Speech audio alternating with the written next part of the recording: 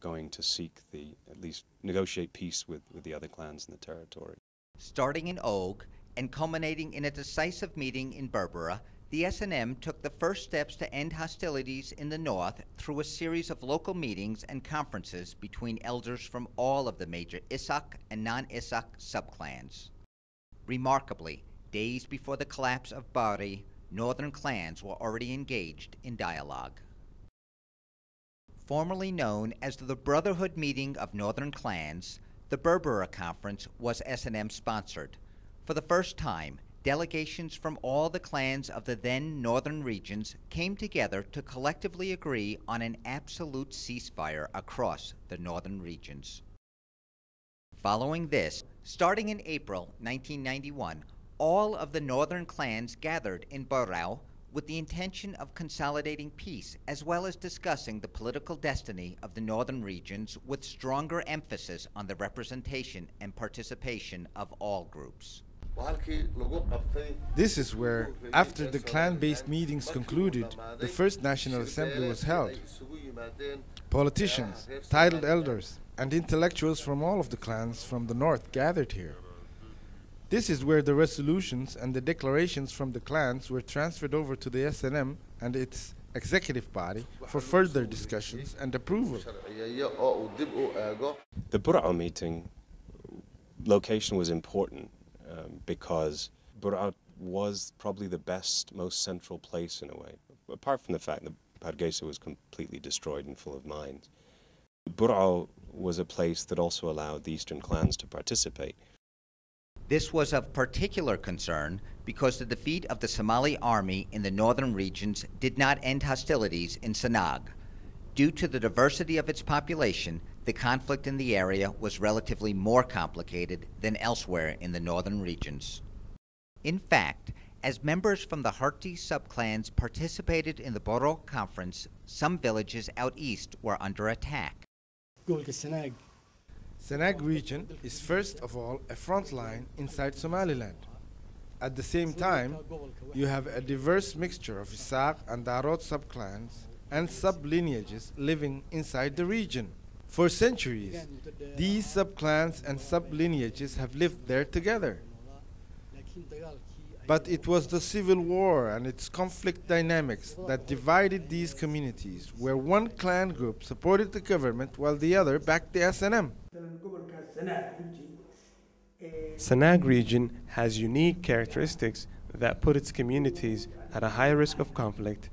Because of their very close ties and the huge legacy of disputes there, their clashes can be the ugliest of clashes. But it is these same characteristics that make it possible for Sanag communities to resolve their problems in the best of ways. As a result, a swift transition from war and hostility to peace wasn't immediately possible here. And for some time, this threatened to undermine Somaliland's peace processes. This then prompted both the elders and the S&M leaders to address Sanag as a priority area in the Boro Conference. In Burao, we all agreed to live peacefully among each other. We also agreed to reclaim Somaliland's sovereignty. As such, we agreed that all parties be given the opportunity to take part in the new government's different institutions. But at the time, the only organization that existed was the S&M.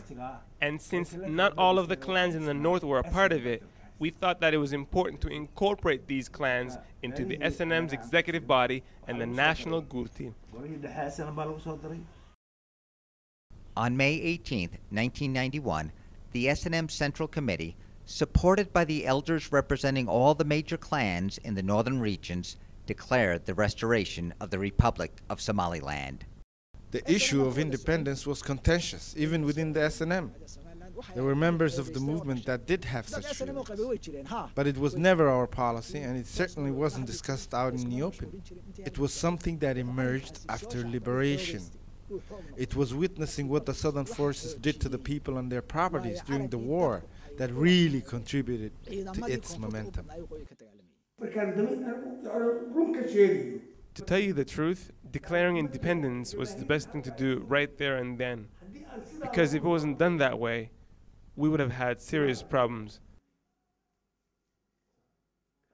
and not between the Isaac and the others, but within the SNM itself.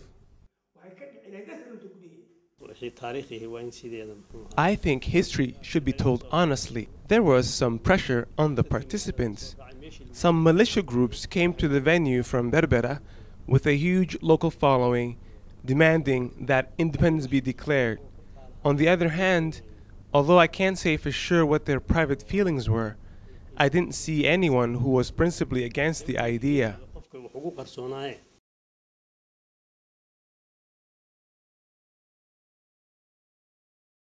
After declaration, a government was established for the Republic with Abdulrahman Ahmed as president and Hassan Issa Jama as vice president.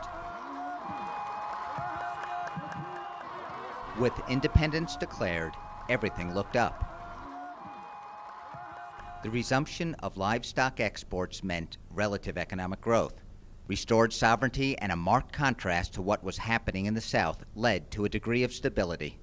However, this would not last long.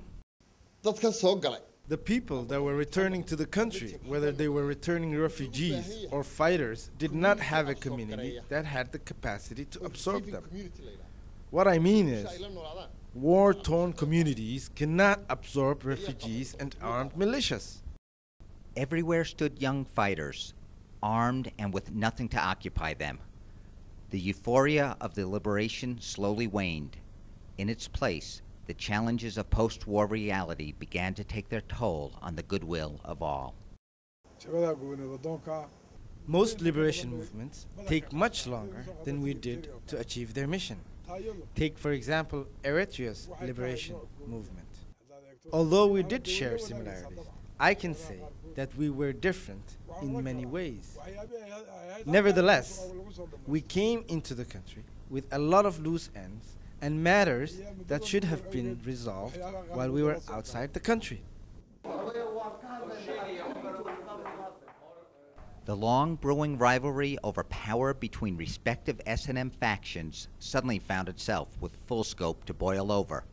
Squabbles erupted quickly and escalated easily, breaking out into full-on conflict, first in Boro, then in Berbera.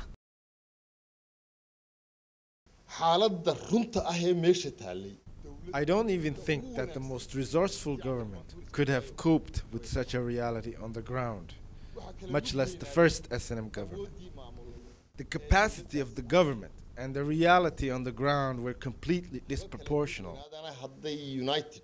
Nevertheless, the lack of unity within the SNM did worsen the situation.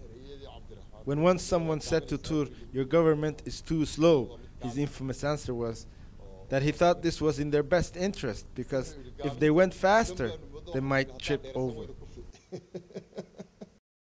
Reconciliation was difficult between warring SNM factions as well as between the government and opposition. Since, however, this was an inter-Isaaq conflict, the intervention of non-Isaaqs became necessary, which ironically seemed to strengthen the sense of nationhood among the various subclans. While both conflicts were essentially rooted in the ever-widening rift between the various factions within the SNM, in Berbera, a battle over the control of public property and revenue streams gradually emerged.